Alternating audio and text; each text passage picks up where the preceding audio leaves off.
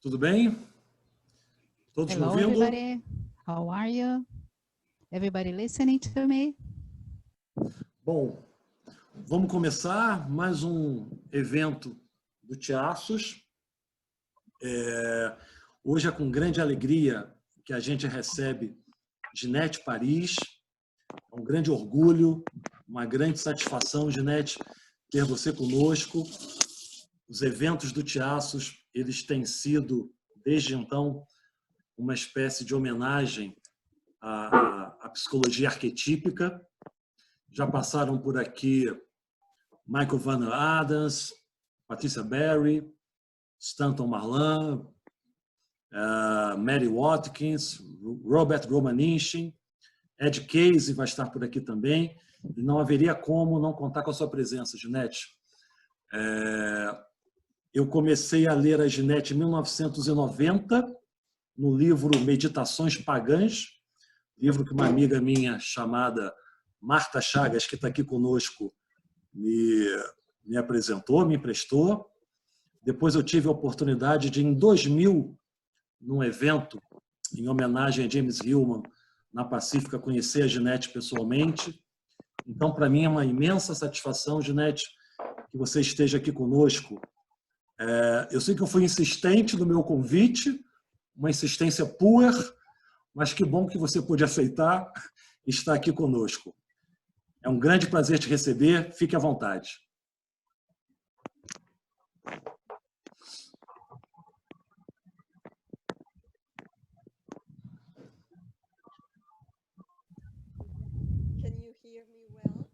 Vocês estão me ouvindo bem?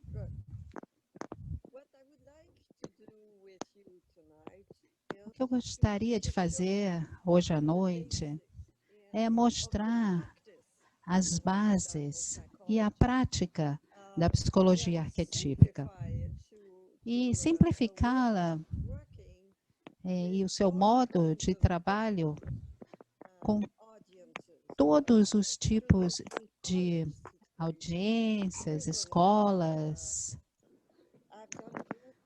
estudantes e também, por exemplo, pessoas em períodos de luto, períodos em problemas de relações amorosas.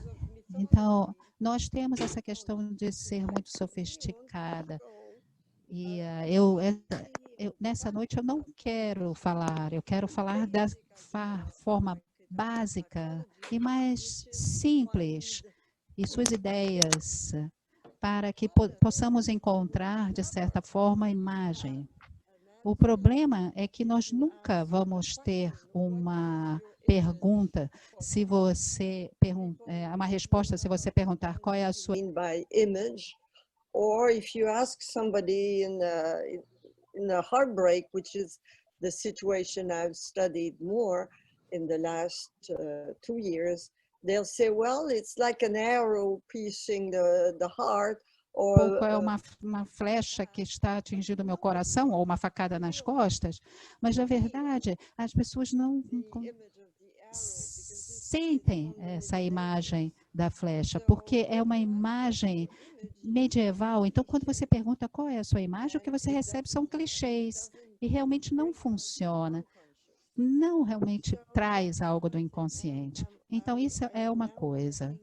Eu agora estou trabalhando contra um tipo de sofisticação intelectual, que é muito interessante quando você está fazendo um doutorado ou quando você está ensinando num programa de doutorado. Você precisa mostrar que você leu todos os livros, que você entende todos os argumentos, muito bem. Mas se você estiver trabalhando num setting terapêutico, seja onde for, um grupo de prisioneiros ou de... Quer dizer, as pessoas não sabem nada de Hillman, mas ainda assim, você quer trabalhar com ele sob uma perspectiva arquetípica. Então, como que você faz isso? Então, essa é uma coisa contra a qual eu estou trabalhando. E outra coisa que todos os psicólogos arquetípicos têm trabalhado contra, desde o início, é o vocabulário. A falta de imagens na nossa cultura psicológica. Apenas para mostrar para vocês um pequeno exemplo, eu vou mostrar para vocês uma lista de emoções que nós mostramos para os alunos de psicologia para ajudá-los, os seus clientes, a expressar as emoções. Então, desde os anos 60, que nós usamos isso para ajudar os pacientes a quem falta palavras para expressar as suas emoções.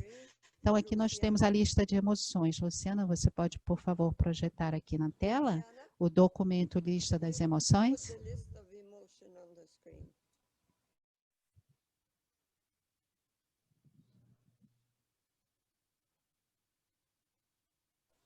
A lista de emoções, o arquivo.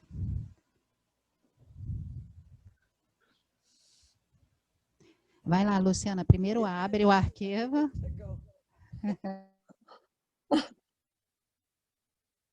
Okay, so that Sim. language to express. Aqui é a linguagem as palavras que nós usamos para expressar o amor e as emoções positivas. O que você vê aqui?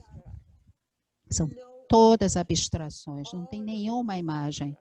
Tudo isso é abstração. Afeição, isto é, né? São todas as linguagens nas quais nós fomos treinados, né? A luxúria, desejo sexual, anseio, alegria.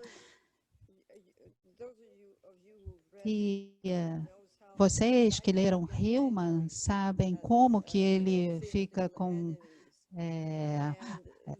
raiva de algumas questões teóricas. Essas são algumas das mais óbvias, isso é, os psicólogos usando uma linguagem que não tem uma imagem por si. Então, ele prefere, por exemplo, usar uma imagem, por exemplo, o capitão, o chefe. Undo this abstraction of psychological language. If you go down that page, I don't know that I can do that. Se puder descer um pouquinho, aqui você vai ver amor, alegria, surpresa, e aí na próxima página é a mesma coisa com as emoções negativas. Então, quer dizer, nós precisamos ajudar nossos pacientes saírem desse mundo abstrato, por exemplo, da irritação e encontrar, isso é o quê? Aborrecimento, agitação, mau humor. Quer dizer, mas tudo continua no domínio do abstrato. Então, é isso que nós trabalhamos contra. E nós estamos interessados em saber o que vocês, né? Eu estou interessada em saber o que vocês estão trabalhando contra, né? Contra o quê? Então, eu gostaria de usar para vocês aqui 6 slides da minha apresentação PowerPoint que eu preparei para hoje e que, para mim, são notícias muito positivas que eu encontrei. É como se fosse assim, um histórico teórico, muito breve, né? Então, o primeiro slide... Lu, volta para o primeiro slide. Vai para cima com a setinha. Isso, vai mais um pouquinho. Ele começa aí. Aí, isso. Então, esse é o primeiro slide. Essa aqui é uma citação de Douglas Hofstadter. Ele é um grande neurologista, ele trabalha com ciência cognitiva. Tem treinamento em física, matemática. Ele escreveu essa incrível citação, que para mim é uma das melhores notícias que eu recebi nos últimos tempos para a psicologia arquetípica. E para mim, toda a psicologia. Isto é, um eu, é um loop estranho em um cérebro onde os níveis simbólicos e físicos se retroalimentam. E viram a causalidade de cabeça para baixo, com símbolos que parecem ter adquirido a capacidade paradoxal de mover as partículas pelo espaço, ao invés do contrário. Isto é, virar de cabeça para baixo. Em vez de dizer, nós temos esses símbolos na nossa mente, porque tem alguma coisa química que está acontecendo nas sinapses. Não, não mais isso. Você muda os símbolos, muda as imagens. E isso vai modificar o cérebro. O que ele está fazendo é que ele está dando à psicologia profunda o poder de impactar o cérebro, assim como a educação impacta. Então, o nosso... A segunda ideia revolucionária, que está no próximo slide,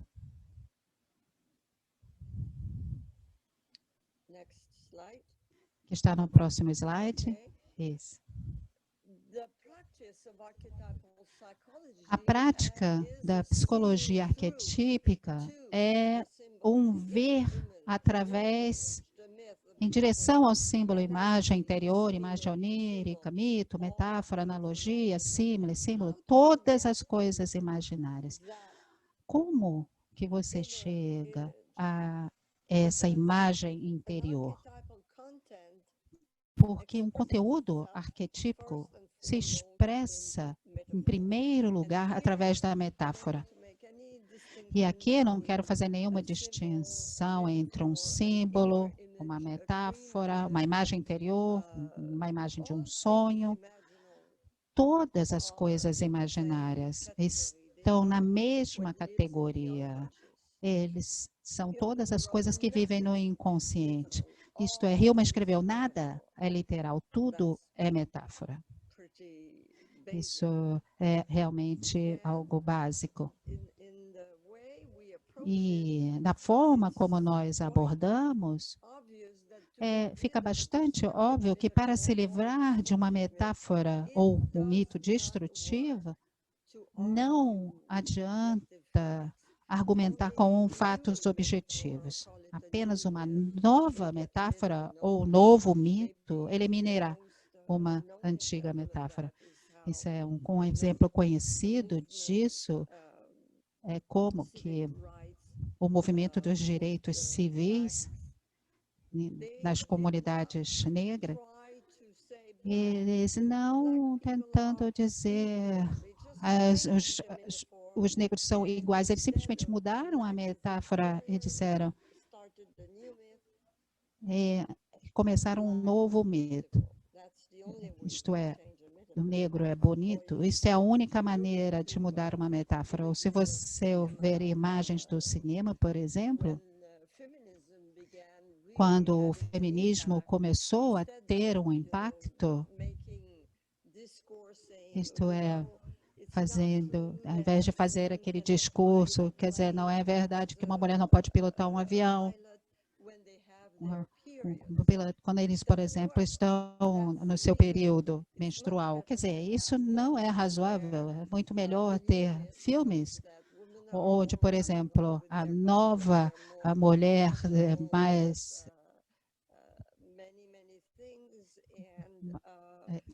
é mais razoável, com muitas outras questões para mostrar. Não sei se vocês se lembram, o agente Scully. Scientific mind, he was the intuitive person. So you change the myth, you change the movie, you change the story, you bring in a new myth. That's the only way you can change the narrative. Se mudar a narrativa dominante. Então, não é lutando contra... Another one. The next slide, please.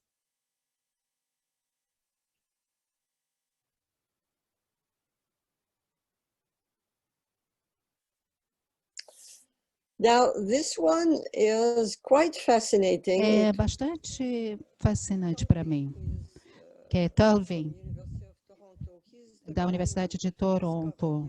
Ele foi o cara que descobriu a questão dos dois tipos de memória, da memória narrativa. Ele realmente dedicou a vida inteira na pesquisa da neurociência cognitiva. E ele fez a distinção entre a memória episódica e a memória semântica. A memória semântica é abstrata e a episódica é a memória da experiência, que normalmente é sentido como uma história. Então, isso é bem forte de se dizer, quer dizer, o ato de relembrar e refletir sobre o passado de uma pessoa é cognitiva e neurologicamente semelhante ao ato de antecipar o futuro. Embora não usemos a palavra memória nesse caso. Então, o que isso significa é que quando você imagina um novo símbolo, você encontra a imagem que mora no seu inconsciente. E você pode agir. It's like it goes in the same place in the brain as a memory, and it changes what you are going to do and feel about the future. So it's neurologically the same thing as anticipating Uma coisa que antecipar o futuro. Nós não chamamos de memória porque está projetado no futuro, mas você pode ver a importância desse movimento. Isto é, o símbolo pode mudar a mente. Então, o próximo slide, esse próximo slide, pode-se dizer que é tudo que eu posso falar para vocês em termos de teoria básica. Essa aqui é uma citação muito importante de Gaston Bachelard, e que era muito importante para James Hillman, um filósofo francês. Ele disse, nos ajudaria a colocar nossos problemas fora de nós e fazê-los funcionar como se eles fossem imagens. Então, deixa eu explicar um pouco aqui essa citação. Quer dizer, trabalhar com uma pessoa que sofreu uma desilusão amorosa. Um homem disse, desde que uma mulher anunciou que ela queria o divórcio, eu sinto como uma criança perdida no supermercado procurando minha mãe. Ele se sente um órfão. Então, se nós, por exemplo, pegarmos essa imagem e trabalhar nela, nós estamos fazendo exatamente o que Gaston Bachelard está dizendo. Agora, a realidade psíquica é que você é uma criança abandonada no supermercado. Essa é a imagem com a qual a gente vai trabalhar. Nos dá muita informação.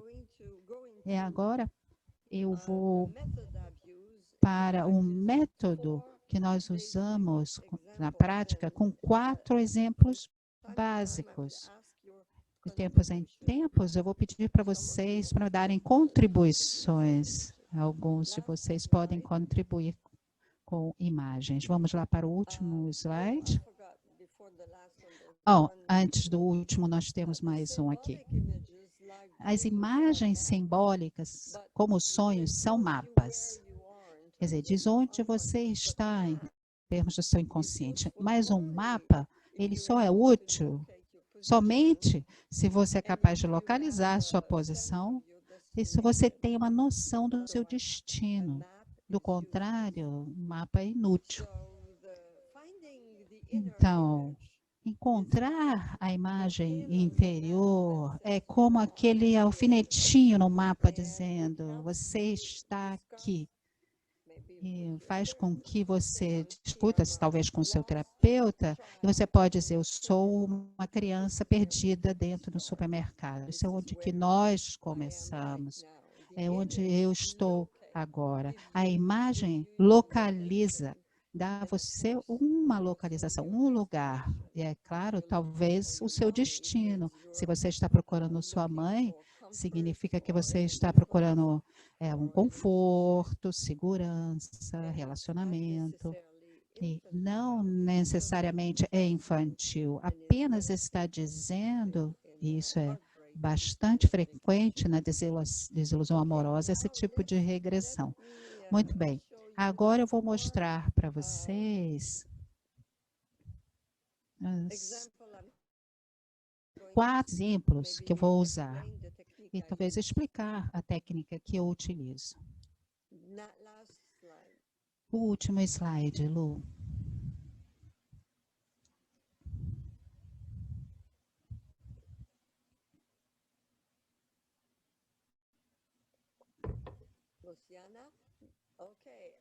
Isso. Eu vou usar 4 exemplos aqui. O primeiro, eu sou tímido e me sinto facilmente envergonhado. Como vocês podem ver, tudo é abstrato. Segundo, eu sou sozinho ou eu estou sozinho. Outro eu tenho medo de humilhação e de vergonha. Eu sofro desilusão amorosa, luto, perda. Quer dizer, a linguagem que o nosso cliente usa conosco é normalmente desse tipo, muito abstrata. Então, acho que nós podemos retirar a apresentação PowerPoint. Lu, vamos voltar aqui para a minha apresentação. E eu vou apresentar para vocês exemplos de como esse problema de ser tímido funcionou, por exemplo, num grupo. Quer dizer, você pode imaginar, por exemplo, uma sala onde a pessoa que está falando sobre o seu problema está bem ali no centro e os outros estão em torno. E será perguntado, é pedido que ofereça imagens para ajudar a pessoa a encontrar a própria imagem. Então, é importante para que todos entendam. Quer dizer, é assim como, por exemplo, você está querendo comprar um par de sapatos. Talvez esteja no tamanho certo, mas na cor errada. Na cor certa, mas o material errado. Pode ser o tamanho certo, a cor certa, mas não exatamente o preço que você está querendo pagar. Então, a pessoa no meio, que ela faz é escutar todas essas sugestões e avaliar essas sugestões, abrindo a imaginação imediatamente. Então, eu digo, por exemplo, eu sou tímido e me sinto facilmente envergonhado. Agora, a primeira pessoa, e normalmente eu começo esse jogo, para ajudar as pessoas a entender que eles podem dizer, não, isso não funciona, mesmo para a pessoa que está ali no controle. Né? Não, isso talvez não funcione. Às vezes funciona, mas não dessa vez. E aqui são alguns exemplos que foram oferecidos pelas pessoas que estavam em volta, tentando ajudar aquela pessoa no centro que não tem nenhuma imagem do que é ser tímido. Então, a sugestão é, a sua timidez é como um jovem rapaz que está vendo uma menina que ele gosta pela primeira vez. Todo mundo pode ver essa imagem. Isto é, timidez é uma experiência arquetípica. Então, a pessoa no centro diz, sim, tem um pouco disso, mas eu nunca pensei dessa forma, mas sim, tem um pouco dessa qualidade. A outra sugestão foi, como, e a expressão é isso, é como se, né, é muito importante, nós estamos querendo encontrar alguma coisa como se fosse. É como se fosse um aluno que precisa fazer uma apresentação na frente da turma, e a pessoa no centro diz, sim, tem um pouco disso também. Mas é pior do que isso. Mas tem um pouco disso. Você é tímido como... essa é uma imagem de um animal. E é muito interessante porque, se vocês já viram, por exemplo, uma corça, um veado, vocês podem ver que é uma imagem que é muito poderosa, porque mostra que é uma emoção que é acompanhada por uma reação de comportamento de um animal. Quer dizer, normalmente, quando você se aproxima de uma corça ou de um veado, ele realmente se assusta e começa a fugir. E, no final, a última sugestão é: você é tímido como uma virgem na sua noite de núpcias? E a pessoa disse: sim, essa imagem realmente funciona para mim. Mas deixa eu pensar aqui. Então, a pessoa usa todas essas imagens que foram sugeridas. Algumas vezes é como, sim, essa é a imagem, muito obrigada, e funciona. Mas, com frequência, a pessoa tem a imaginação aberta e começa a dizer, e diz, deixa eu pensar. E, nesse caso, a pessoa teve uma lembrança de um livro que ela teve quando criança, no qual tinha um elefante que era tímido, um grande elefante que era tímido e ficava, por exemplo, enrubescido e fazia com que os outros animais caçoassem dele. Então, era sobre esse livro que ela estava falando e imediatamente ela então saltou para uma outra imagem. Quer dizer, quando você abre a imaginação, as imagens começam a vir. Então, ela saltou para outra imagem e disse: um dos desenhos do Tom e Jerry tem essa imagem, isto é, quer dizer, que sempre vem. Isto é, o rato saindo quando o gato está dormindo. E ela diz: isso sou eu. Mas quem é o gato? Quer dizer, você coloca a imagem do lado de fora, como o Bachelard sugeriu, e pergunta: mas quem é o gato na sua timidez? Bom, o meu chefe.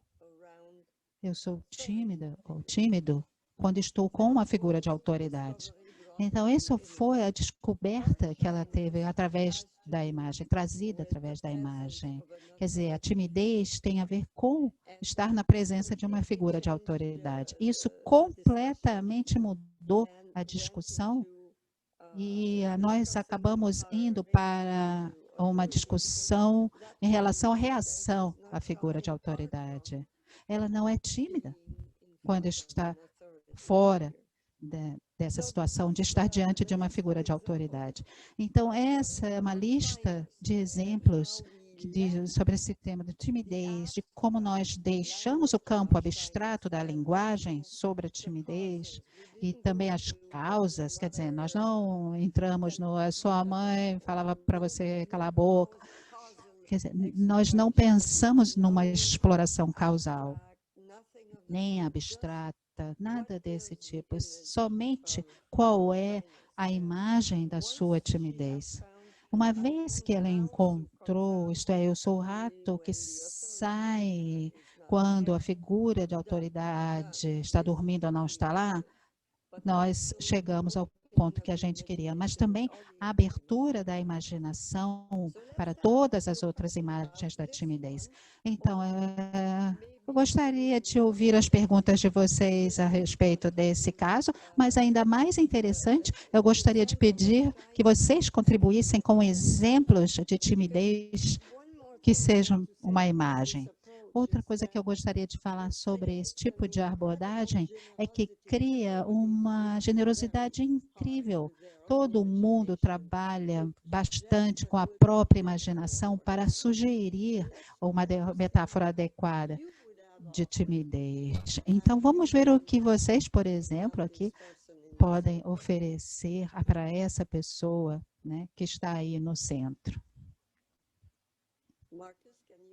Marcos, você pode ajudar a organizar essas contribuições?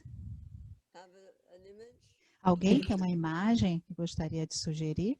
Quem quiser colaborar, trazer uma imagem, uma experiência, por favor, fique à vontade. já pode se colocar, tá bom? Alguém gostaria de começar?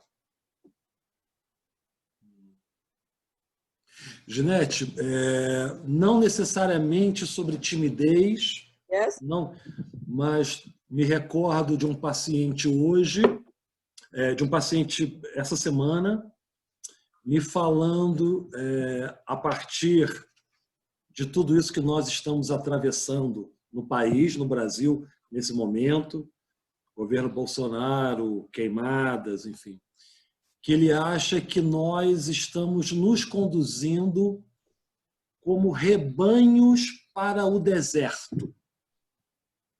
Como se nós estivéssemos nos acostumando a viver como rebanhos numa terra seca, árida, desértica, sem esperança. Yeah, that's an image. That's an image. Okay, but you see the point there. Essa é uma imagem. Veja bem, o ponto é que nós podemos abrir para muitas imagens, porque essa é apenas uma. Quer dizer, então, se você trabalha com um grupo, o seu paciente estava ali, sentada no centro, então é necessário encontrar a imagem dela, por exemplo. A dificuldade é que todo mundo tem as próprias imagens, essa é uma experiência arquetípica. Então, por exemplo, nesse caso, é uma imagem de abandono, de medo. Né? Nós podemos trabalhar com essa imagem, mas nós precisaríamos, no caso de um grupo, de mais imagens, que as pessoas trouxessem mais imagens. E mesmo nesse caso, ela pode dizer, não somos como gado sendo conduzidos para o deserto. Nós somos como escravos sendo vendidos. Quer dizer, tem sempre uma necessidade de mais imagens. Às vezes, alguns dos problemas que eu discuto com os meus alunos sobre a psicologia arquetípica, a imagem deles, né? Quer dizer, isso tem sido o problema quando eles estão usando a mitologia. Algumas vezes os terapeutas estão dizendo, olha, esse é o seu complexo de Afrodite. Esse é um complexo de Perséfone. Quer dizer, o terapeuta está vendendo a imagem dele, de explorar o máximo possível essa imagem. Por exemplo, eu vou usar, se nós tivermos tempo, nós podemos aqui trabalhar com esse grupo, explorar diferentes imagens que estejam vivendo dentro da mente de vocês, sobre a situação que vocês estão enfrentando agora no Brasil. Cada um pode expressar uma imagem. Uhum. Okay, so it was a very good example of Então, um exemplo muito bom, o medo, né, que o paciente está expressando. Então, por exemplo, nós podemos explorar as outras que podem surgir. Então, me permitam ir agora para o outro exemplo, se ninguém quiser sugerir Ginete, uma outra imagem a partir da timidez. Temos algumas imagens de timidez que eu vou pedir para que seja dito para você, tá bom? Great. Mônica Andrigo, Good. depois Tatiana Sanches, por favor, se vocês puderem falar. Okay. Hi, Jeanette. Hi, everybody. My image is shy as an armadillo, a small one. Yes, so tell me more about the behavior. Então, me fala um pouquinho mais sobre o comportamento desse pequeno animal. Mônica, por favor, fala em português para a tradutora traduzir para a gente, tá bom? É mais simples. Peraí. Tá bom, eu vou falar em português. É que eu estou ouvindo ela em inglês, por isso que eu fui direto, desculpa. Então, a imagem de timidez é tímido como um tatu-bola. E aí, a pergunta dela para mim, acho que foi para falar mais sobre isso, como que seria a reação do tatu-bola. E aí, o que eu disse foi, a reação do tatu-bola é quando ele sente alguém ao redor, ele se fecha como uma bolinha. Okay. This is good. Thank Isso you é very much. muito boa, muito obrigada. Tem alguns comentários sobre isso. Quando você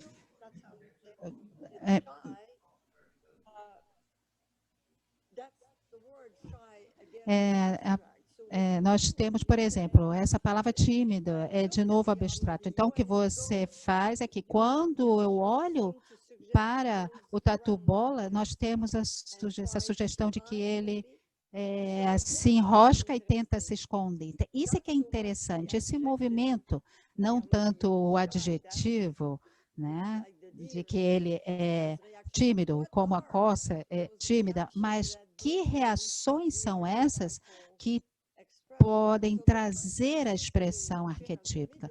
Então, a pessoa que está sentada ali na cadeira no meio pode dizer, eu sou muito mais como o tatu que você apresentou do que como a corça, porque é assim que eu faço quando eu me sinto tímido. Então, você vê o valor de ter mais do que uma imagem.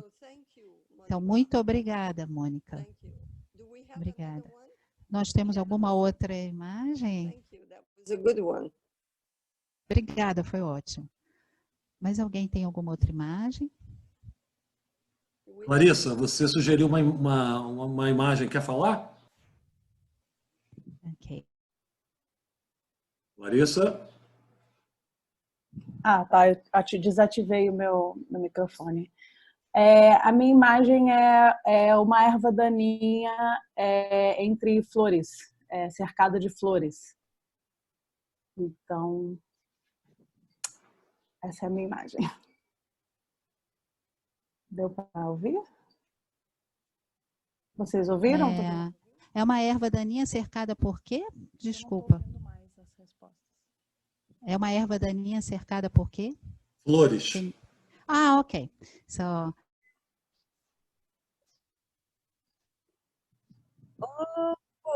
Wow! That's interesting. Muito interessante. Uma erva daninha, insignificante, ali no meio de flores lindas. Então, você vê o trabalho que nós estamos fazendo juntos, como que isso abre a nossa imaginação. O prazer que eu tenho em trabalhar com essa técnica é que quanto mais a gente faz isso, mais você vê que as pessoas ficam mais generosas, elas trabalham bastante ali na mente para dar uma sugestão que possa ajudar a pessoa imaginar a timidez, porque a maioria dos nossos problemas, como Bachelard diz, é que não tem imagens, nós não trabalhamos com imagens, nós apenas temos um resumo em palavras abstratas. Então, por exemplo, nós temos a memória abstrata, que Turvin chamou, né? Que é de memória semântica, que é abstrata, e não contém nenhuma imagem. Com o momento em que você acha uma imagem que conversa com a sua psique, você realmente tem que colocar para fora. Quer dizer, o que você faz agora com esse animal tímido? Como você pode lidar, né, com esse tatu-bola ou essa erva daninha, né? Você acha que, por exemplo, uma pessoa pode eventualmente encontrar algo interessante na erva daninha que tem qualidades terapêuticas? Quer dizer, qualquer coisa. Nós trabalhamos com a imagem. É isso que eu falo, trabalhar com a imagem. Isso aqui. Muito obrigada. Se não tiver mais nenhuma sugestão, eu gostaria de passar para o próximo, né, que é alguém que se sente no meio e diz, eu tenho um problema. Eu me sinto muito sozinho.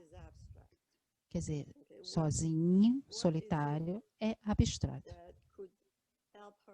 O que poderia ajudá-la a imaginar a sua solidão. O mistério é que uma vez que você acha a imagem, você sabe o que fazer com ela. Isto é, já contém o próximo passo. Então, o que aconteceu? Bom, tudo bem. Então, as primeiras pessoas sugeriram, é como se, mais uma vez, esse é como se fosse uma pessoa surda e muda, que traz essa incrível solidão, não ser capaz de se expressar, não ter como falar, não ter como escutar. É como se você fosse surda e muda, e a pessoa diz sim. Eu sinto muito por essas pessoas, porque deve ser extremamente solitário. Nem todo mundo entende a linguagem dos sinais, então é realmente difícil. Então, eu me identifico. A pessoa diz, sim, me identifico. Meus sentimentos têm um pouco disso. Segundo exemplo, é como se você fosse uma viúva. Uma viúva, ela normalmente reclama muito da solidão. Então, por exemplo, se você trabalha com uma viúva recente, né? Quer dizer, ser uma viúva não é uma imagem. Então, quando você é uma viúva, você precisa encontrar uma imagem que vive. E alguma coisa é ser um órfão, ser um prisioneiro. Vocês podem perceber a diferença? Então, a pessoa diz, eu me sinto sozinha. Essa pessoa não é uma viúva. Então, é como se você fosse um imigrante numa nova cidade. Essa metáfora realmente funcionou. Porque a pessoa expressou a solidão e ela disse, eu não sou tão educada como as pessoas que estão à minha volta. Então, ela se sentia realmente como uma imigrante em uma cidade desconhecida, uma imigrante que não fala a língua. Isso realmente abriu o coração dela, de certa forma levou a alguma ação. Quer dizer, o que o imigrante numa nova cidade faz? Ele ou ela aprende a língua? Então, o que te impediu de ter mais educação? Quer dizer, essa imagem contém os próximos passos na terapia dela. Isto é, ela consegue pensar que talvez ela tenha que adquirir aquela cultura que ela imagina que a torne, digamos, mais aceitável. A outra do ser um prisioneiro na cela, ela disse, não, absolutamente, porque eu estou cercada de muitas pessoas, talvez até demais. Quer dizer, eu me sinto sozinha. Mas tem uma multidão, tem sempre muita gente em torno.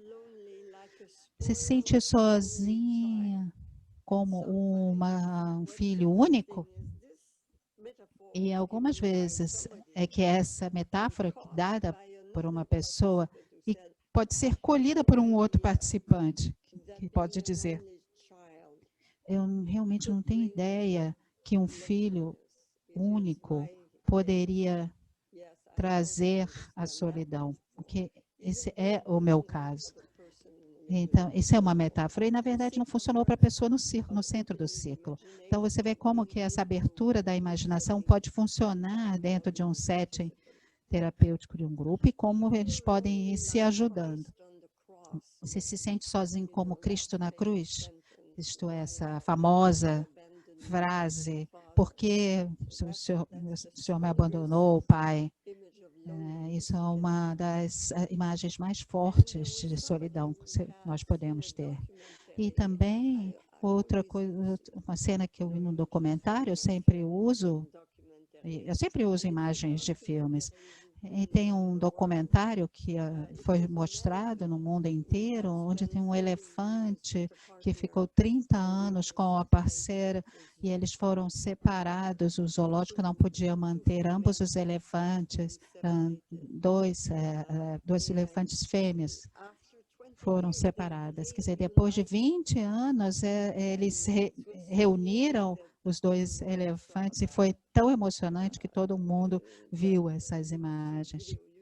Isso aí vocês podem ver no YouTube, é muito emocionante. E revela, quer dizer, pelo modo como eles se encontrarem, que realmente eles tinham, né, perdido, né, o seu parceiro. Então, é uma imagem instintiva que vem vindo dos animais. Então, a pessoa no centro diz, todas essas imagens me impactam. Quer dizer, a pessoa entendeu a natureza arquetípica do sentimento de solidão. E ser um imigrante numa cidade nova, ser um prisioneiro, até mesmo os animais podem experimentar essa solidão. E também o fato de ser surdo e mudo, quer dizer, isso leva a pessoa para o conteúdo do inconsciente. E aí ela disse, e no telhado da minha casa tem uma árvore com muitas...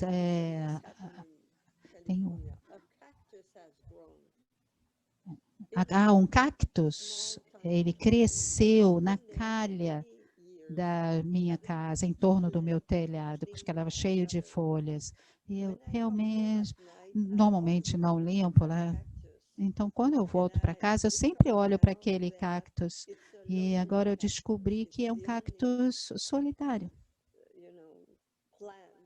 É a única planta. Então, ela falou, essa é a imagem da minha solidão. Então, mais uma vez, isso nos leva a o que seria ter pernas, para o cactus, ter pernas e sair daquele telhado. Como que você poderia, né, como que você poderia deixar essas raízes? E foi assim que essa imagem do cactus no telhado funcionou com ela. Muito bem, vamos agora fazer o jogo de novo. Alguém gostaria de sugerir imagens para, ou metáforas para a solidão?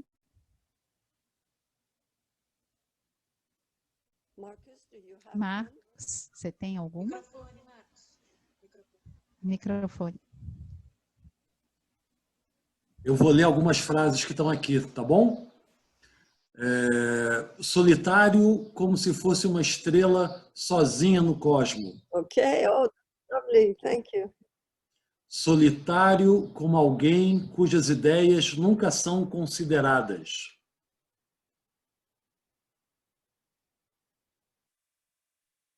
Oh, yeah.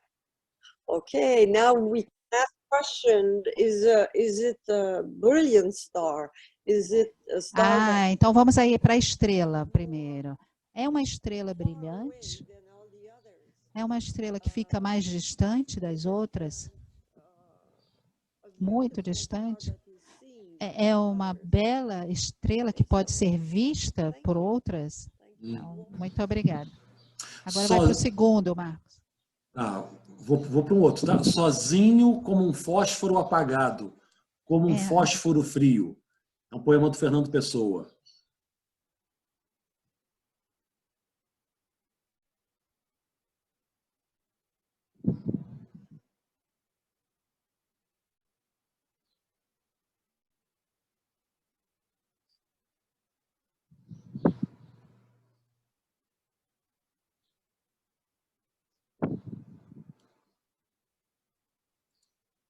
Lonely as a unlit match. A what? Match. Unused, an unlit match. Oh, wow, that's an interesting one. Okay. Isso é maravilhoso.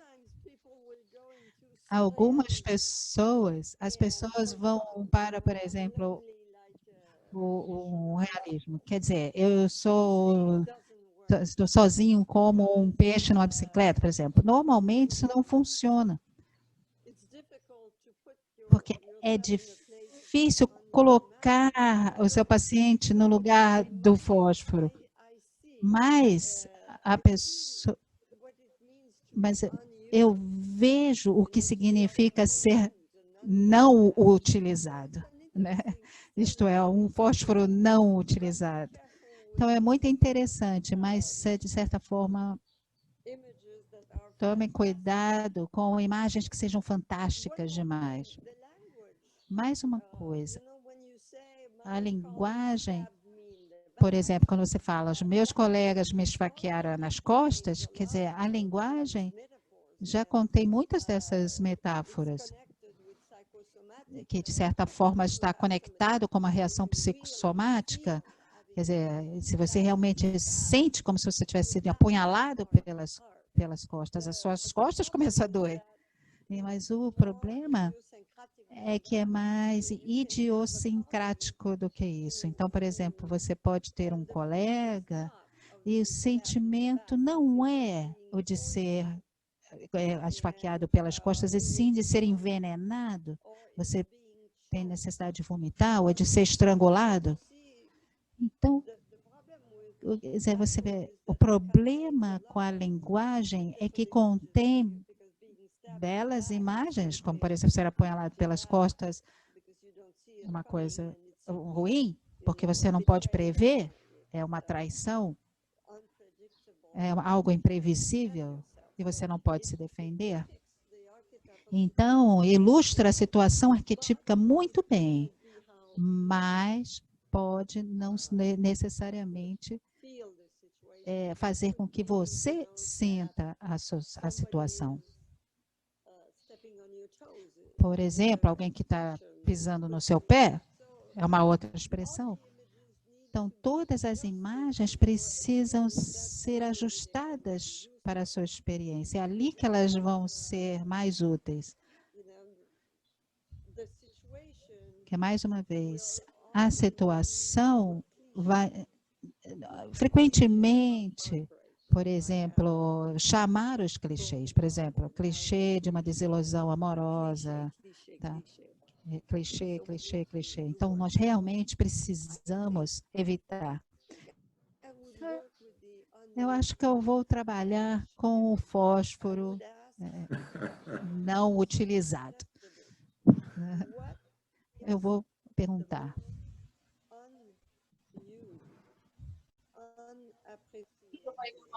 Como que se sente o menos apreciado? Não, Oh. So, como é que se sente, por exemplo? Bom, então vamos para o próximo. Isto é o medo da humilhação e da vergonha. Isso é abstrato. Alguém está sentado ali no meio e diz, eu me sinto humilhado, envergonhado, humilhação é vergonha. Se você pergunta à pessoa qual é a sua imagem de humilhação, de se sentir humilhado na frente das outras pessoas, isso é, de certa forma, abstrato. Aqui estão algumas das sugestões que foram dadas. Como alguém numa escola, tentando uma bolsa que não está vestido adequadamente. Isto é, que não vive no lugar mais chique da cidade. Quer dizer, isso é um exemplo dado por uma pessoa que eu conheço que tinha uma bolsa de estudos para Oxford, a Universidade de Oxford, na Inglaterra. Eles dão um certo número de bolsas de estudo todos os anos, e aquela pessoa realmente era brilhante, mas a experiência dela em Oxford sempre foi de humilhação e de se sentir envergonhada da forma como ela se vestia. Então, frequentemente, os outros participantes, sem revelar, sem saber que era a própria imagem, contribui com a própria imagem. E nesse caso, ela diz, essa é a minha imagem, a minha com experiência de humilhação. E realmente funcionou né, se adequou à experiência da pessoa no meio, apesar dela ter modificado. Quer dizer, no meu caso, é mais, eu diria, como ser convidada para jantar, e eu usaria o garfo de peixe, por exemplo, para comer a carne. É o mesmo tipo, né, de situação, digamos assim, né, snob. Quer dizer, você pode imaginar as pessoas, essas pessoas ali na mesa, e vocês podem imaginar, né, pegando o talher errado na mesa, né? Outra sugestão foi, é como se alguém descobrisse que é uma fraude e que tivesse feito alguma coisa errada e sendo denunciado como uma fraude. Esse último exemplo foi o mais poderoso, a imagem mais poderosa. Todos disseram, uau, é realmente uma vergonha do corpo. É como ter, por exemplo, é como se você tivesse, por exemplo, a sua bolsa de colonoscopia vazando no supermercado. Quer dizer, isso realmente tem a ver com a vergonha do seu corpo. Quer dizer, o seu corpo ser tão defeituoso e vergonhoso, e não é culpa sua, mas é horrível. Então, por exemplo, um político orgulhoso que foi derrotado na noite da eleição. E a resposta, alguém, uma pessoa não era lésbica, mas aconteceu com a melhor amiga dela, ela disse, como uma jovem lésbica, que se vê, né, beijando a sua amiga que ela gosta, sem nem mesmo saber que existe a palavra lésbica. E as autoridades chamando-a de lésbica, e ela nem sabia que existia um nome para isso. Então, todas são exemplos muito poderosos de vergonha, de se sentir envergonhado. E a pessoa lá no centro, ela ficou tão impressionada com todos esses exemplos que ela precisou de mais tempo. Ela não conseguiu ter uma resposta no momento. Ela disse, eu preciso pensar, todas são adequadas, mas eu preciso encontrar a minha própria imagem. Vai levar um certo tempo. Nós não temos tanto tempo dentro de um trabalho de grupo. Então, como a gente tem numa terapia individual, então eu sugeri, leva todas essas imagens e fala para o seu terapeuta o que se adequa a cada uma delas e o que não se adequa a cada uma delas. Então, mais imagens de humilhação e de vergonha vocês têm? Um ou outro exemplo? Ginete, tem um escritor brasileiro chamado Nelson Rodrigues, que ele tem uma frase que é a seguinte: nada nos humilha mais do que a coragem alheia.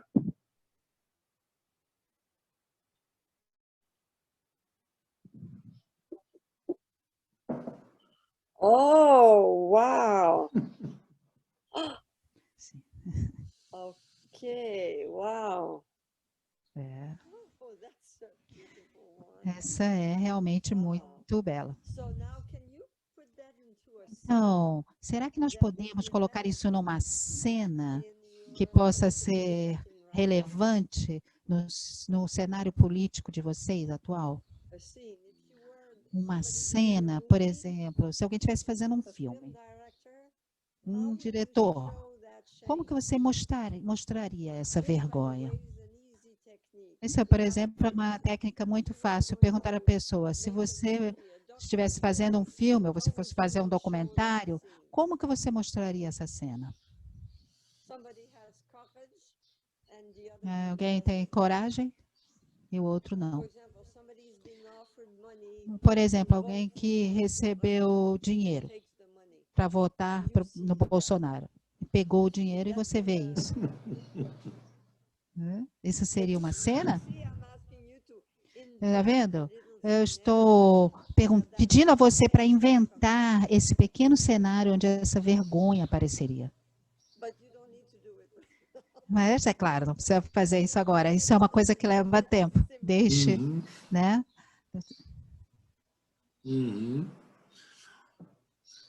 Tem tem algumas frases aqui, mas eu não sei se cabe exatamente, mas vamos lá. Vergonha como um candidato a presidente que foge do debate presidencial. Ou um candidato, Bolsonaro fazendo um discurso na ONU.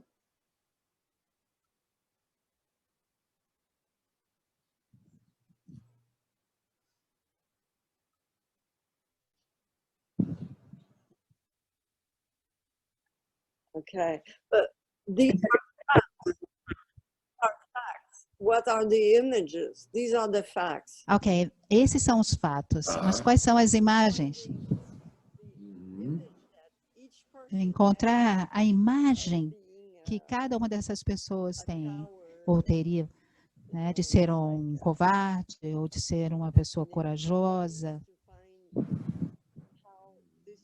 Uma pessoa precisa encontrar como que isso é imaginado, porque a realidade desse discurso, por exemplo, que eles mostram na TV, mas e a experiência?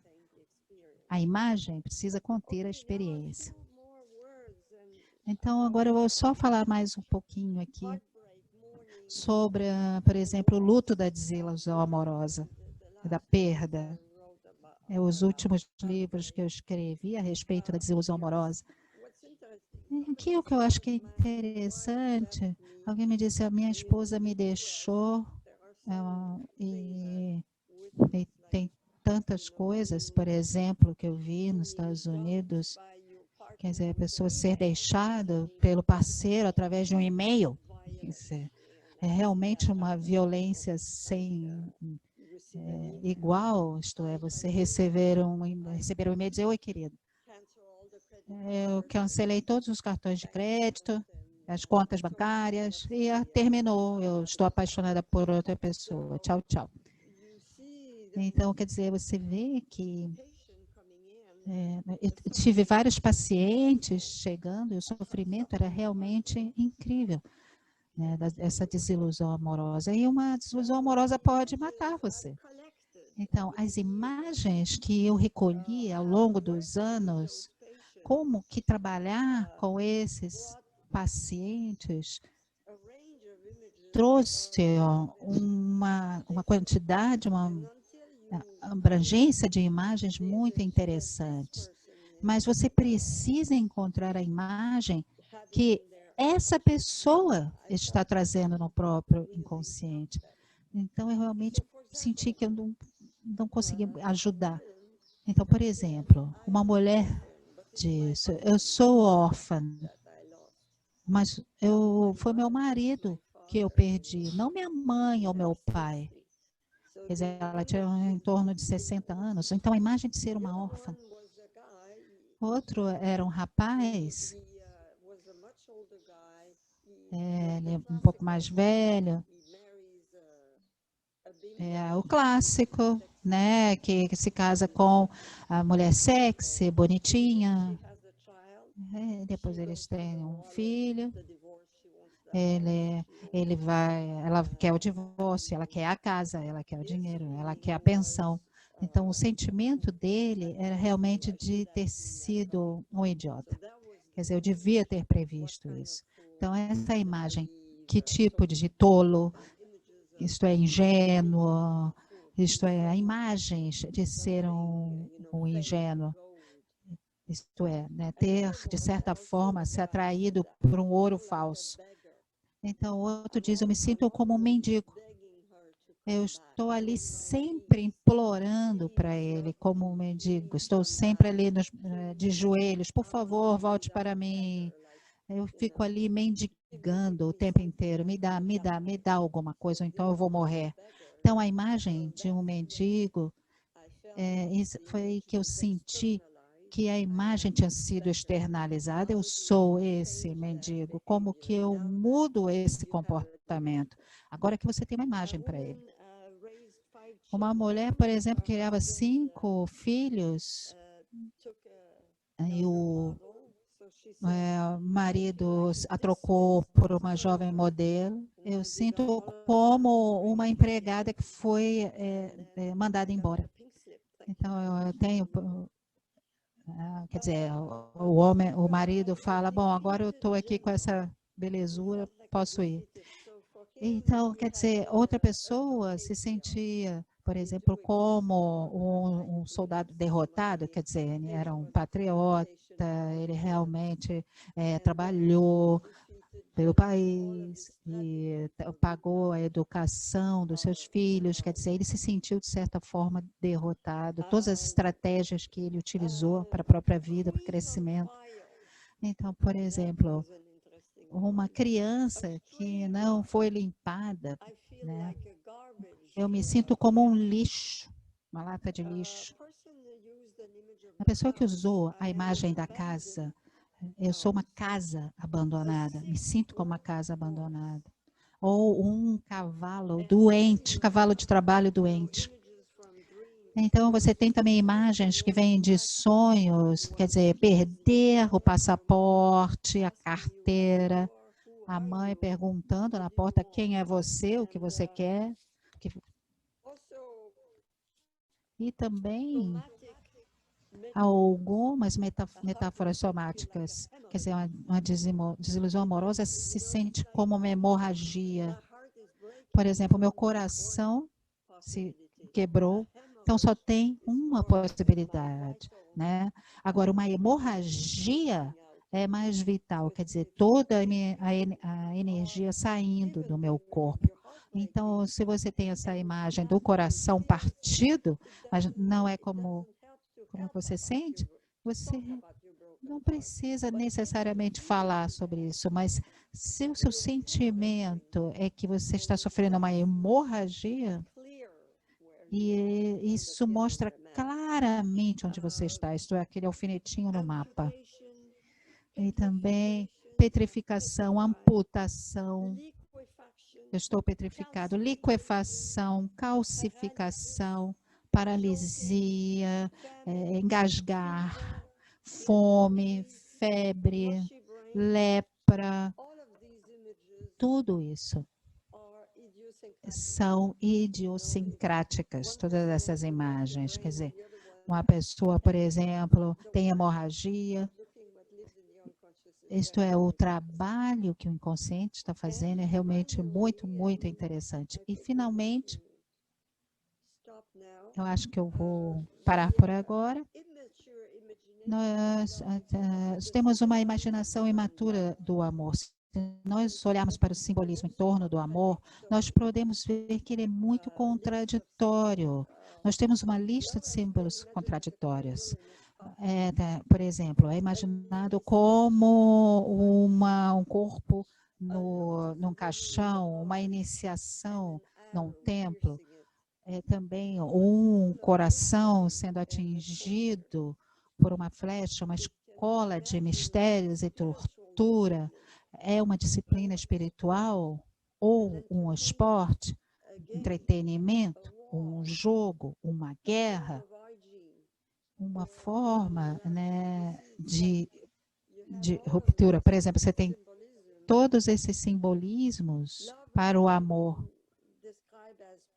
O amor foi já descrito como puro, sujo, divino, mundano, como a experiência mais física, a mais psicológica e mais espiritual. Física, espiritual e psicológica. Amor, por exemplo, é uma bênção, uma maldição, é uma coisa boa, é uma coisa ruim. Né? É uma corda no pescoço, mas uma elevação, uma queda e uma subida, uma elevação. Então, essa natureza contraditória é a verdade do amor. essa contradição entre os símbolos, mas nós precisamos saber onde a pessoa está naquele contínuo. A verdadeira natureza do amor, como vocês falam, na individuação, é viver através dessa tensão dos opostos. Então, é isso aí que eu gostaria de falar hoje. Eu espero que vocês tenham entendido a abordagem. Claro que eu fiz uma simplificação, nem todo mundo pode fazer uma análise de 2, 3 anos, então é um método que eu uso em diferentes contextos mais breves até. Então, eu gostaria de compartilhar com vocês, quer dizer, eu quis compartilhar com vocês. Então, Marcos, a gente tem tempo para as perguntas? Sem dúvida, sem dúvida. A Luciana Ximenes já queria fazer uma. Lu, pode fazer? Posso? Yes, Luciana. Ginete, super obrigada por nos apresentar esse seu método. É super útil, claro. Acho que vai ajudar bastante a gente na clínica. Acho que vamos sentir a diferença já nos nossos próximos atendimentos. Eu queria continuar ainda nessa tentativa de ficar na prática, pensando um pouquinho na sombra do patriarcado na sociedade, que ficou, na minha opinião, um pouco feminino, né? Ficou um pouco nessa sombra do patriarcado. A gente vê alguns movimentos de tentativa de resgate, né, do feminino, mas um resgate mesmo, né? Então, alguns rituais, algumas celebrações que não sei se fazem muito sentido, né? Elas simplesmente acontecem, as pessoas entram sem construir um significado, né? Eu, e muitos junguianos, gosto muito de trabalhar com mitos, né? Eu fico pensando se a mitologia, né, trabalhar com a pluralidade da mitologia, não poderia ser uma forma de trazer de volta as deusas que ficaram na sombra, né, durante o patriarcado. Mas eu vejo eu tenho uma questão, sempre tem uma questão em trabalhar com mitologia, que será que a mitologia não distancia a gente dessa realidade e da prática clínica, e leva a gente para uma sociedade, uma cultura muito longe do nosso cotidiano, Eu quero dar a ela problemas reais. Lembrar da tradução que eu fiz do Pagan Meditation. Gilberto, o seu microfone está aberto. Opinião sobre isso.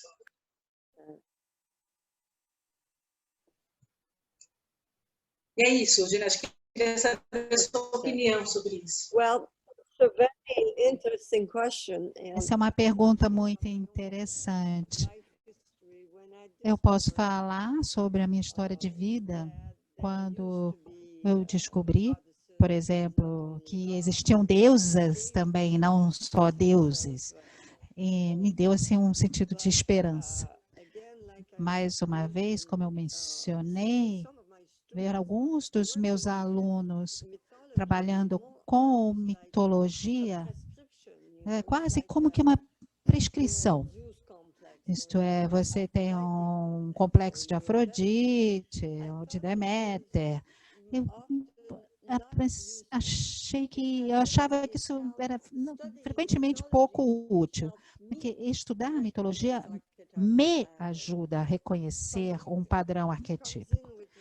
Isto é, então, estar no sonho e tudo. Por exemplo, eu por exemplo, sonhei que eu era uma bola que estava tentando entrar dentro de um quarto. Por exemplo, esse é um paciente de 40 anos, a mulher tem medo de sexo, ele não sabia se a mulher queria ter o divórcio, então é aquela bola, né, que estava entrando dentro do quarto conjugal. Né? Então, quer dizer, essa bola é a energia vital sexual desse homem. E é Dionísio. Eu reconheci isso porque eu estudei o que esse símbolo representa em termos de potência humana, de potência do homem, potência sexual do homem. Então, isso foi muito útil para falar para ele. E isso é o Dionísio que está batendo na sua porta. Mas se a pessoa é interessada em mitologia, o que pode acontecer, isso pode ter muito sentido. A gente pode discutir bastante a respeito disso. Isto é, a gente pode dizer, olha, existia um Deus que simbolizava a potência sexual masculina. E depois, dentro do cristianismo e tal, nós vemos que José, por exemplo, não tem vida sexual, Maria tem um filho sem ter nenhum tipo de atividade sexual, e você pode dizer, bom, essa é a mitologia cristã e não existiu sempre. Então, algumas vezes, você tem um paciente que fica fascinado com isso. Por exemplo, algumas mulheres ficam fascinadas com o fato de que deusas também existem. Mas isso não deveria ser imposto. Discutir a mitologia é mais útil que quando, em vez de falar sobre Afrodite, alguém que você vai ver que uma mulher tem, por exemplo, uma necessidade de beleza, uma necessidade de expressar a sedução, a própria sedução, você vai saber que é a Afrodite, de certa forma, se manifestando na psique dela, mas não impondo. E essa é a dificuldade que eu tenho com a maioria dos meus alunos. Eles estão fazendo doutorado, por exemplo. Eles são amadores, eles estão usando a mitologia de uma forma que eu acho que pode ser até algo que pode causar alguns danos. Então, é parte do seu treinamento. É importante compreender a perspectiva arquetípica, porque você pode reconhecer, por exemplo, uma alma artemísia. Nós podemos ver algum caráter de Júpiter, né? Mas isso é o interessante, mas também o perigoso. Porque nós temos essa abordagem mais desse panteão de deuses, e não apenas o bem e o mal. Dentro do panteão cristão, nós não temos muito isso. Então, nós temos, por exemplo, o lado divino de um determinado Deus, mas também o lado obscuro de um Deus. Então, é um sistema diferente. Eu gosto desse sistema, mas, ao mesmo tempo, como que você trabalha com alguém que não sabe nada de mitologia ou não sabe nada de psicologia arquetípica ou psicologia junguiana e nem sequer sabe o que você quer dizer quando você fala em imagem. Para a maioria das pessoas, uma imagem é aquilo que você olha e você vê na revista. Então, quando você tem que explicar que é uma imagem interior, você não pode começar com os sonhos, deusas e deuses. Você começa com a emoção delas, a qualidade daquela emoção, ok? Então, como que é isso em imagens? Espero que isso tenha respondido a sua pergunta. Sim, obrigada. Obrigada pela pergunta. Ginete, queria colocar uma questão para você. Qual é a diferença que há entre a Ginete Paris, que escreveu Pagan Grace, Meditações Pagãs, dos textos sobre Dionísio na revista Sphinx, para a Ginete Paris dos últimos anos, do Sabedoria do Coração, do Heartbreaker? Me parece que tem um longo percurso, mas que alguma coisa mudou na escrita, no percurso, no estilo. Faz sentido?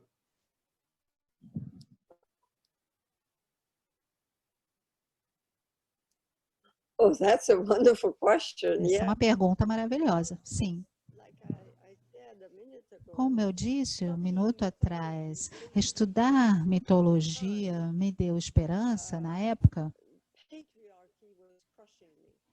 porque o patriarcado realmente estava me esmagando.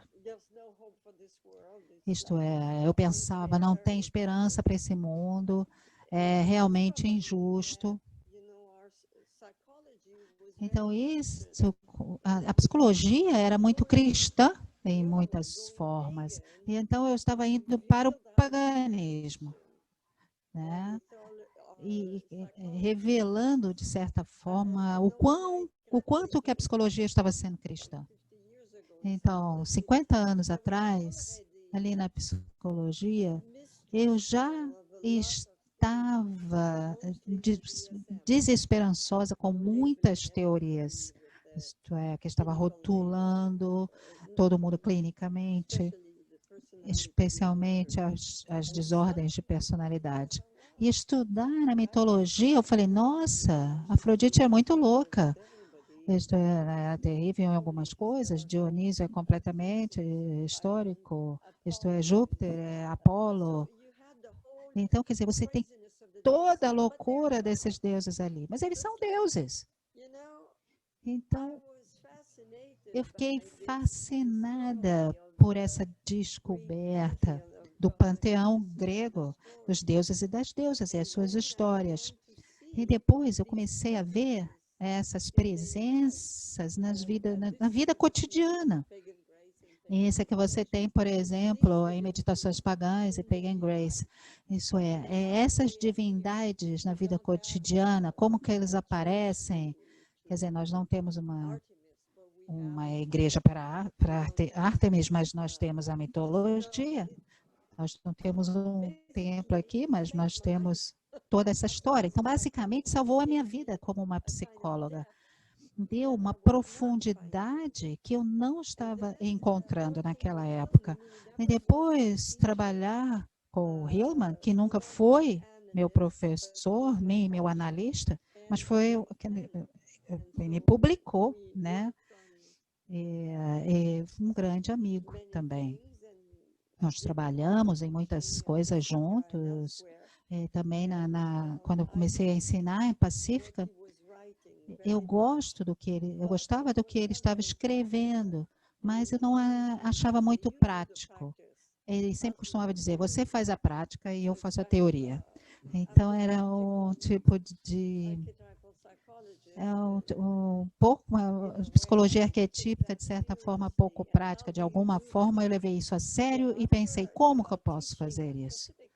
Então, quer dizer, dar aula na Pacífica, já dou há 22 anos, dar aula no programa de mitologia, quer dizer, eu adoro fazer isso. Fazer toda a tradução dessa mitologia na vida dos homens e das mulheres hoje.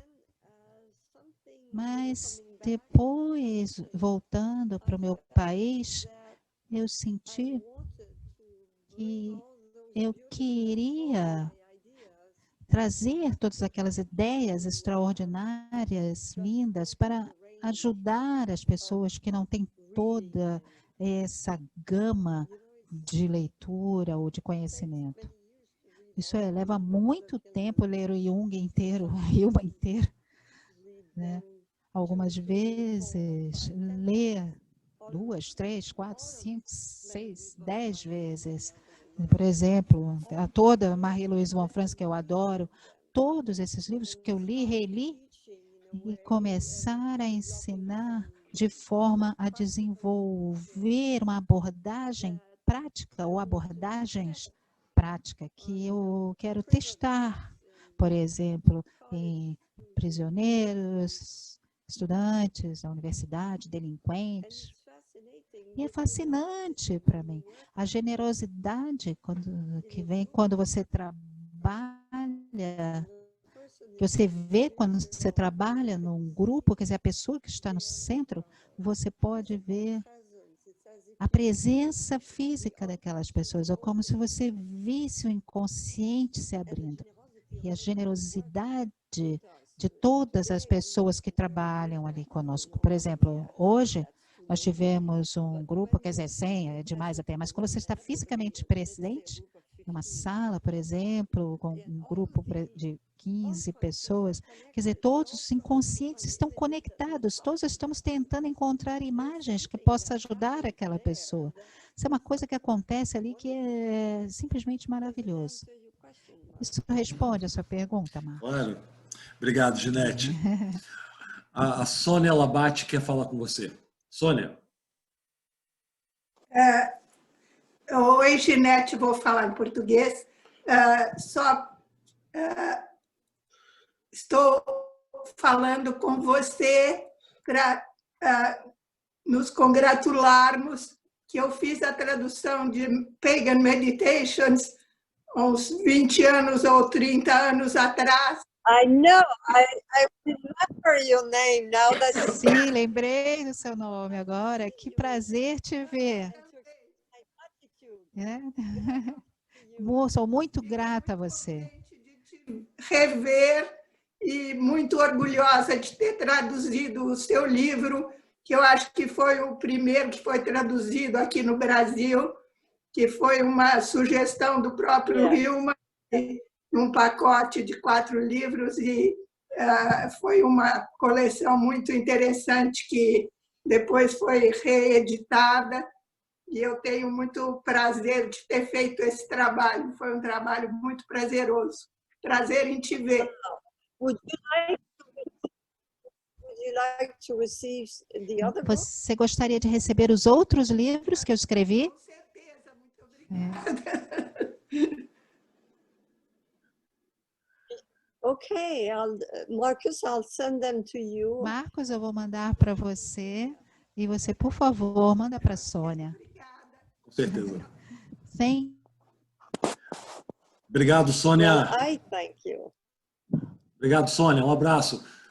Geraldo, quer fazer uma pergunta? Geraldo, você faz? Ah, por aí? Sim, sim.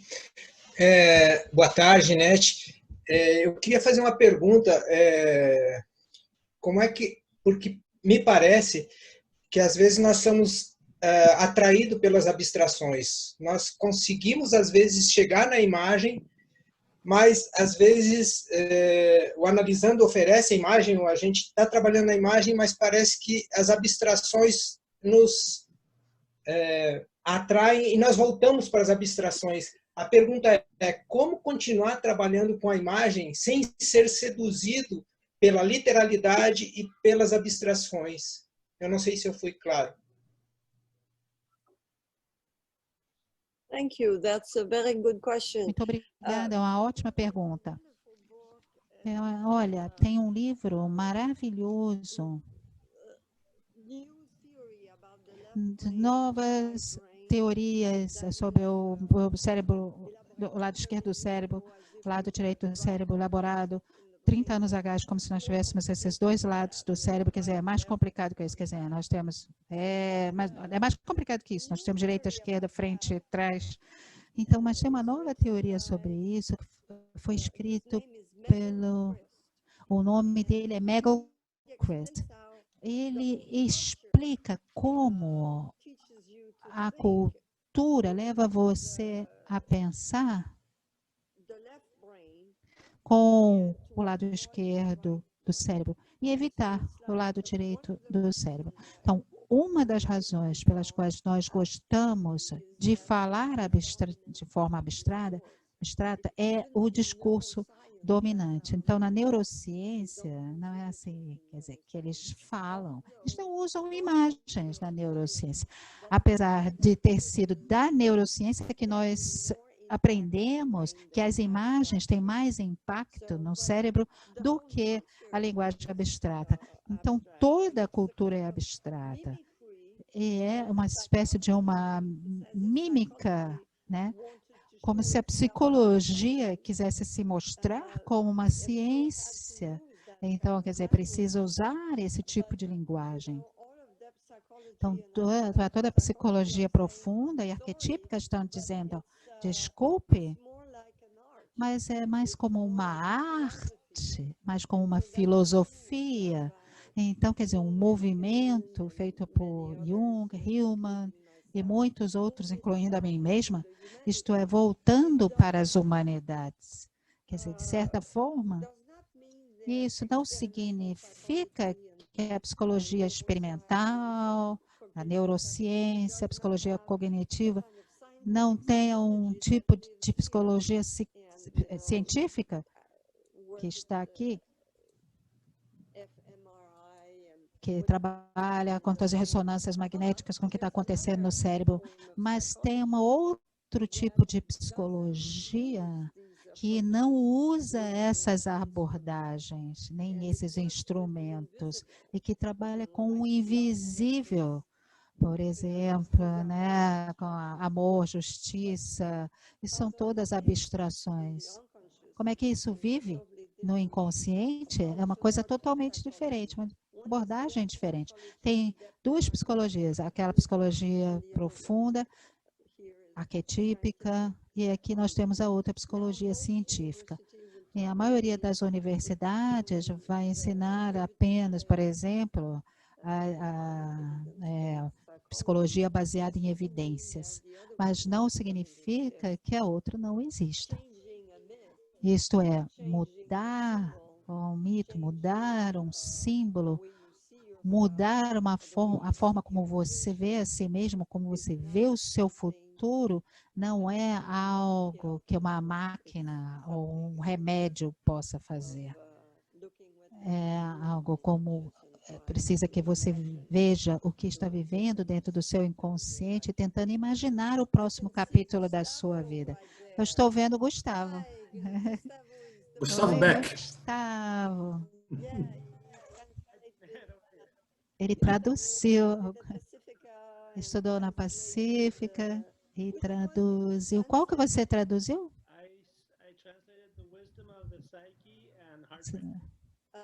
Okay. Yeah. How are you doing? Great, thank you. Got kids now? I do. I'll send you a picture later. Yeah, great. I'm glad to see you. Me too. Gustavo was a good student. I give it a shot. Gustavo. Yeah. Hey, Marcus, how are you? Fine. Take a word and make a question. Wait, I just got in. Keep on talking. No problem. I'll keep. We're almost done now. You can ask Marcus for the O Marcos, a gravação do nosso encontro. Mais uma pergunta. Conchita Passo, minha amiga, você não quer fazer uma pergunta? Okay.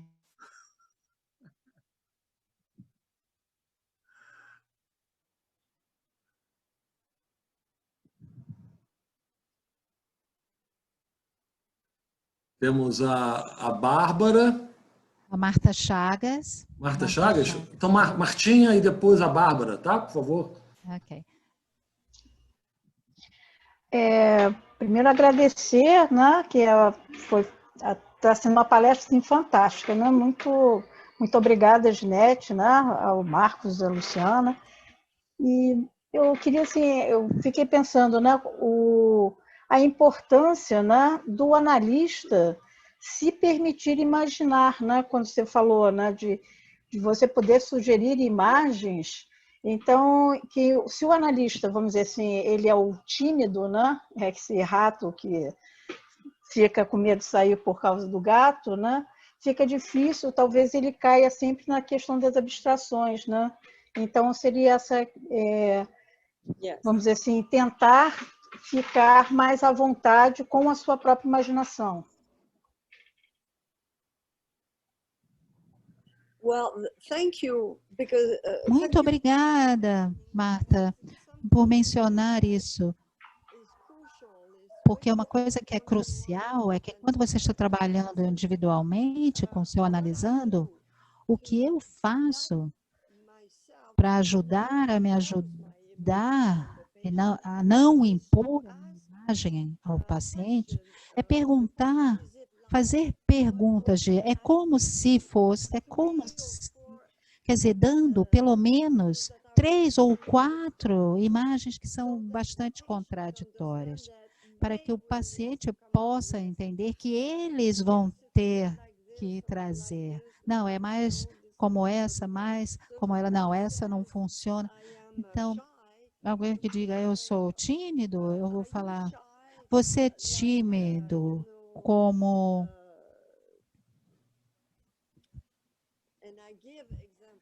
Eu dei aqui um exemplo, por exemplo, é como aqui, ou mais por aqui? Quer dizer, eu me sinto perdido, eu me sinto sozinho. Você é sozinho como uma noiva ou como uma criança perdida no supermercado? Aqui, aqui, assim ou assim? Quer dizer, então a pessoa entende, opa, eu tenho que me situar em relação a todas essas imagens. Então aí começa o trabalho, porque se eu disser logo de cara, você é sozinho como uma criança perdida no supermercado procurando pela mãe, eu estou dando para ele a imagem. E por conta dessa figura, questão de autoridade do analista, ele vai trabalhar com aquela... o trabalho que ele vai fazer com aquela imagem pode não funcionar, ou aquela imagem pode não funcionar. Então, é muito importante dar algumas imagens contraditórias, contrastantes. Ou você pode usar um outro truque, por exemplo. Eu tenho diferentes pacientes que sentem coisas diferentes sobre a solidão. Alguém me deu uma imagem de... uma outra pessoa me deu uma imagem diferente. E aqui tem uma outra imagem. Gostaria de saber e trabalhar com você em qual é a sua imagem. Podemos fazer um pouco de exploração. Algumas coisas nós falamos de filmes, cenas de filmes, linguagem que seja imaginal, e nós trabalhamos para encontrar a imagem daquela pessoa, mas nunca impondo a sua imagem nem a sua linguagem abstrata. Muito obrigada. Que algumas vezes você precisa fazer isso. Você fala, bom, eu estou tomando remédio, medicação para ansiedade, quer dizer, isso é abstrato, mas a ansiedade é uma abstração que não tem uma imagem, né? Isto quer dizer, eu preciso sempre verificar comigo mesma. E algumas vezes a minha imaginação não funciona. Então, por isso que eu gosto de trabalhar em grupo, porque às vezes há um grupo incrivelmente criativo a sugerir essas imagens. Surpreendentemente criativo. Muito obrigada pela sua pergunta, Marta. Obrigada pela resposta. Ó, última pergunta, pode ser? Bárbara, você pode fazer? Posso. Boa noite. Agradeço a oportunidade e a presença da Ginete e a generosidade também. Bom, enquanto a gente estava trabalhando com as metáforas, enquanto eu ia assistindo, acompanhando os movimentos seus movimentos, Ginete, descrevendo as imagens, eu observei muitos gestos, e aí isso me levou a refletir, a voltar para algumas perguntas bastante primordiais, talvez, né? O que a gente quer com as imagens, o que a gente quer com as metáforas, o que elas movimentam em nós, o que nos acontece quando a gente experiencia essas imagens. E aí eu fiquei refletindo sobre essa experiência corporal, sobre essa fisicalidade, essas sensações que a gente tem quando a gente se relaciona com uma metáfora, quando a gente consegue criar uma metáfora, quando a gente se engaja no movimento das imagens. E aí eu fiquei refletindo um pouco sobre isso, e eu queria escutar um pouquinho de você, qual que é o nosso objetivo com as metáforas, com esse trabalho com as imagens. E as perguntas que ficaram para mim foram: quais gestos essas imagens nos trazem, o que elas movimentam em nós, e como nós nos movimentamos com ela. E se talvez essas perguntas podem nos ajudar a fazer esse retorno da abstração para a vida factual, para o nosso cotidiano. Fiquei com essas perguntas. Obrigada.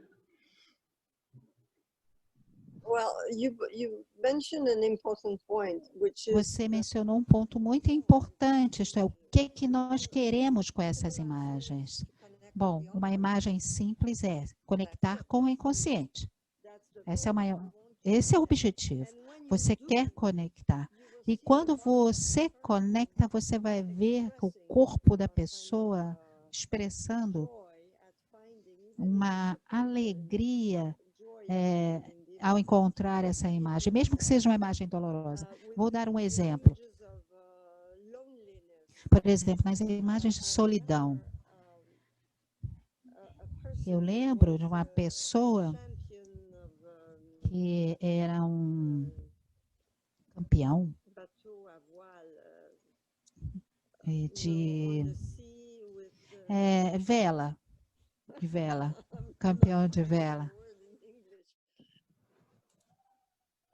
Um barco, Yes, okay. it is sailing. Sailing. Sailing boat, okay? So she loves sailing.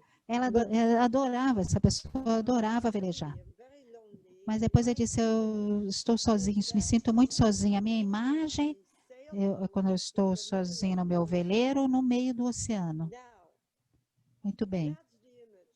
Essa é a imagem, por exemplo, dentro do truque de Bachelard. Isso nos ajuda a colocar nossos sentimentos do lado de fora na forma de uma imagem. Por quê? Porque assim nós podemos trabalhar com elas. Então, eu lembro de ter pedido a ela, ou perguntado a ela, a sua vela está aberta? Aí ela, não está. Então, ela entrou ali, foi para dentro dela mesma, se relacionou com essa imagem. Então, primeiro nós começamos com, quer dizer, tem alguma tempestade no mar? Não, o mar está calmo. Você vê outros barcos em torno? Não, não tem nenhum outro barco, eu estou sozinha. Isso é, você está muito longe da costa.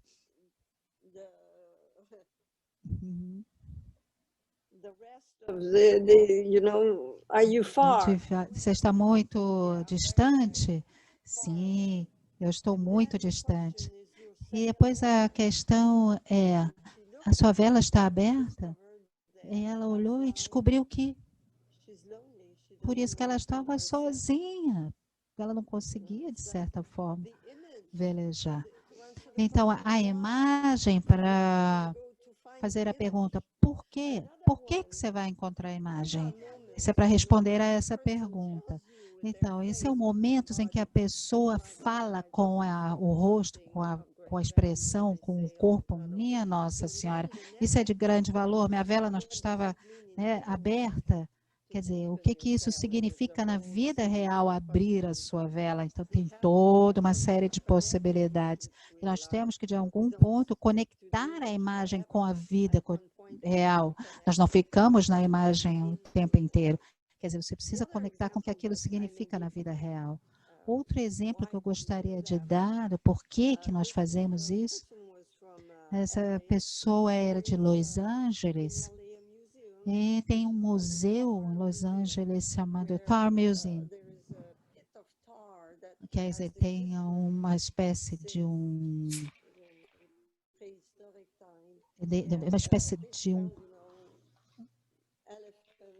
E ali eles encontraram, por exemplo, tem um pedaço ali de breu, né, onde eles encontraram todos os tipos de criaturas, de ossos, de animais mortos, etc. E o cara estava dizendo que ele sentia como se ele tivesse preso num breu, num alcatrão, numa coisa de óleo. Então, como que é você ficar ali preso? Eu estou ali no meio. E esse breu, esse alcatrão, ele vem até aqui, ou até aqui, quer dizer, dentro desse breu, né?